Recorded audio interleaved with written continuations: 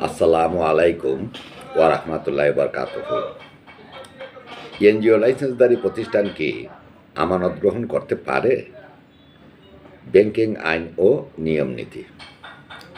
সমাজসেবার কার্যালয় থেকে লাইসেন্সপ্রাপ্ত নিশান এনজিও কি সদস্যদের কাছ থেকে কোটি কোটি টাকা আমানত গ্রহণ করে ব্যবসা পরিচালনা করতে পারে?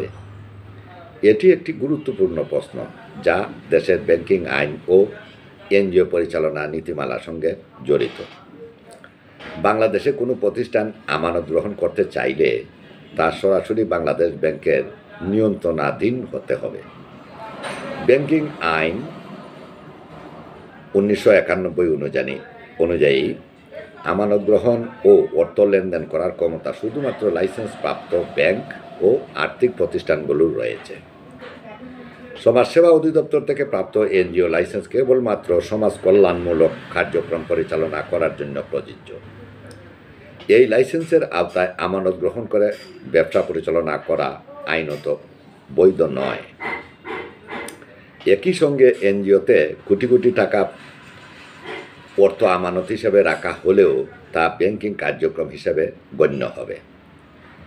বাংলাদেশ ব্যাংকের অনুমোদন ছাড়া এ ধরনের অর্থ লেনদেন ও সংরক্ষণ করলে তা মানি লন্ডারিং প্রতিরোধ আইন 2012 এবং অন্যান্য ব্যাংকিং আইনের লঙ্ঘন হিসাবে বিবেচিত হতে পারে।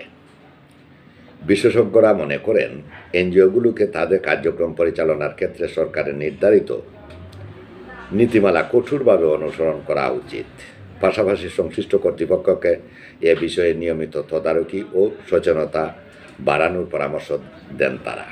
অতএব এনজিওর মাধ্যমে অবৈধ উপায়ে আমানত গ্রহণ ও ব্যবহারের যে কোনো প্রচেষ্টা প্রতিহত করতে সংশ্লিষ্ট কর্তৃপক্ষের সক্রিয় হস্তক্ষেপ ও অপরিহার্য।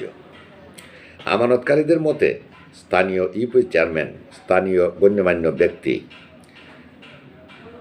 থানার ওসি ও ইউনো এর কেবল কথার মধ্যেই সীমাবদ্ধ থাকলে এটি হবে আমানতকারীদের জন্য হতাশার বিষয়।